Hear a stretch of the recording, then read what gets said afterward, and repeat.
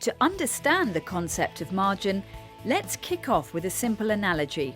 David wants to buy a house for $1 million, but saving the entire sum required is unrealistic. So he opts to borrow the money from his bank.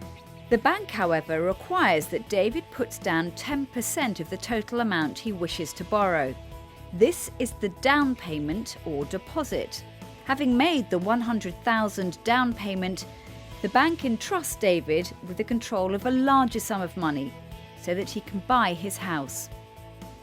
Trading on margin is similar to David's situation. A trader can enter into a trade that represents more value than the capital, the money in other words, that they have in their account. Just as David was required to put down a percentage of the sum he borrowed, so traders are only required to put down a fixed percentage of the total amount they wish to trade.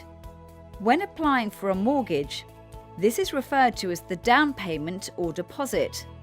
But in trading, this fixed percentage is called the margin requirement, and the amount of money required to trade is called the nominal margin requirement. Margin requirements vary from currency pair to currency pair and also from broker to broker. Just as the required down payment for buying a house is defined by the bank lending the money, so too is the margin requirement at the discretion of the Forex broker. And also note that margin requirement can be subject to change.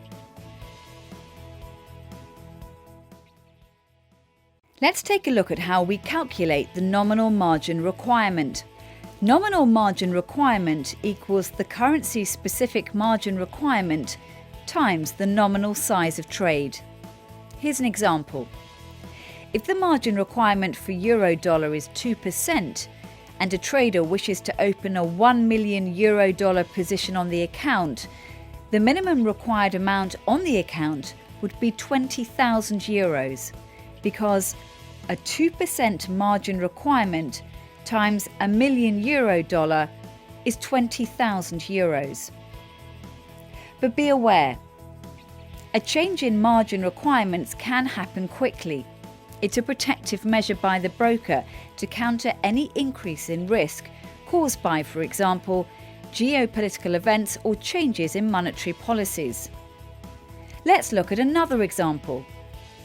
If a currency cross is subject to a margin change from 2% to say 10% due to the chances of significant increased volatility, the trader would need to allocate an additional 8% of his account balance to cover the new margin requirements.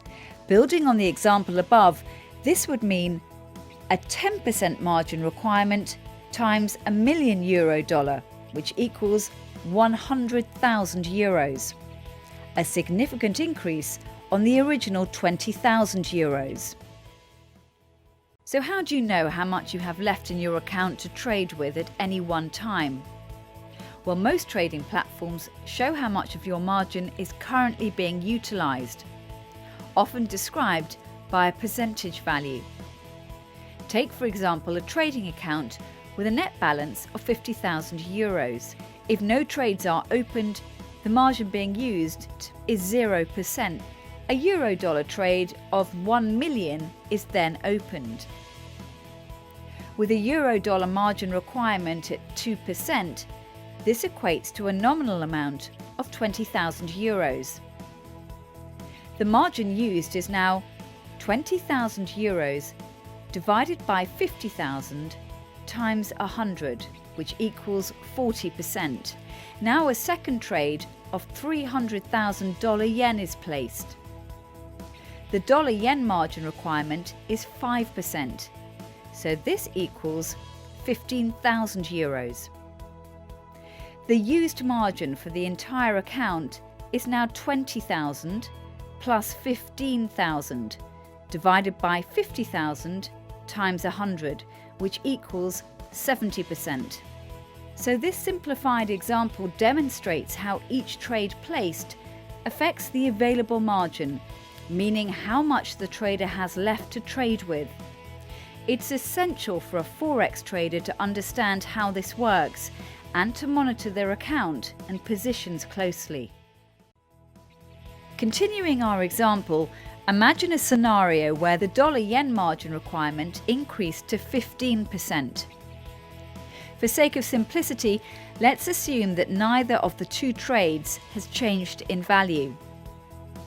A dollar-yen trade of 300,000 with a 15% margin equals 45,000 euros. This is a net change of 30,000 euros that the trader will have to provide as collateral. In this particular example, this net change exceeds the account balance. In such a scenario, the trader usually receives a margin call. Depending on the policy of the broker, this means that the trader will either have to transfer additional funds to his account or close part of or all of the trade.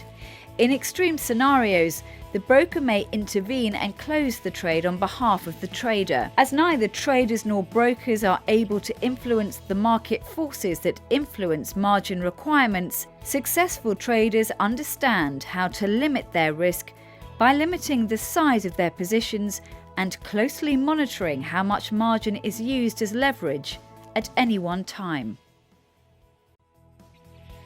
Let's go back to our example of David buying a house. His brother Steve has a different approach. He's more speculative and aggressive. Steve has $1 million in his bank account, but realizes that instead of buying one house without borrowing any money from the bank, he can make 10 down payments of $100,000 and buy 10 houses.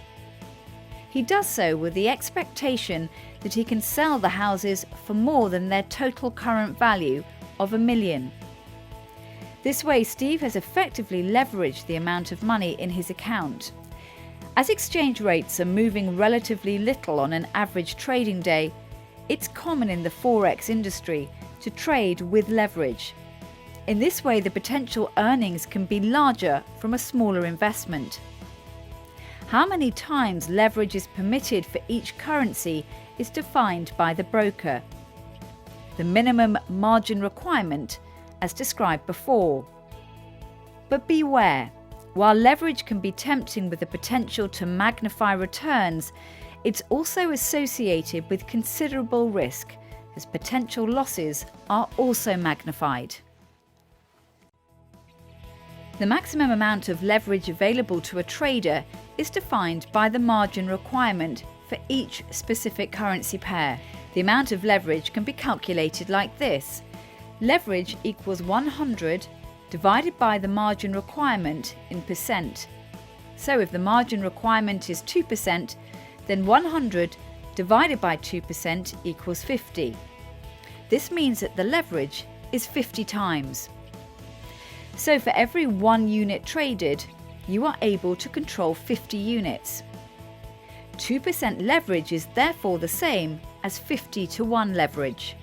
As we increase the margin requirement from 2% to 3 to 4 and so on, we can clearly see how the leverage decreases. Trader A has 50,000 euros for a trade and buys a 100,000 euro dollar. In so doing, he has leveraged his trade 2-to-1. This means that every time euro dollar appreciates 1%, the net value of his trade will increase by 2%. Conversely, if euro dollar depreciated by 1%, his trade would lose 2% of its value. Trader B also holds 50,000 euros, but is more aggressive and therefore buys 2.5 million euro dollar. Trader B has now leveraged his trade 50-to-1. If euro dollar goes up 1%, his trade will go up 50%. And conversely, if euro dollar goes down 1%, the net worth of this trade is down by 50%. On this chart, we have the relative loss or gain of a trade, shown on the y-axis, corresponding to percentage movements for a currency on the x-axis. Let's plot some lines that show the effects of leverage on a trade. With 2-to-1 leverage, the blue line, we can see what happens if a currency moves by plus 10 or minus 10%. And as we increase the leverage, we can then see how both the returns and losses are amplified. So let's review what you've learned in this introduction to leverage. Trading on a margin means only having to put down a percentage of the amount you wish to trade. Margin enables you to leverage your account balance to control larger sums, and the amount of leverage available depends on the margin requirements. Remember, leverage can magnify your potential profit, but it can also magnify your potential losses. Careful consideration is advised when choosing how much leverage to apply.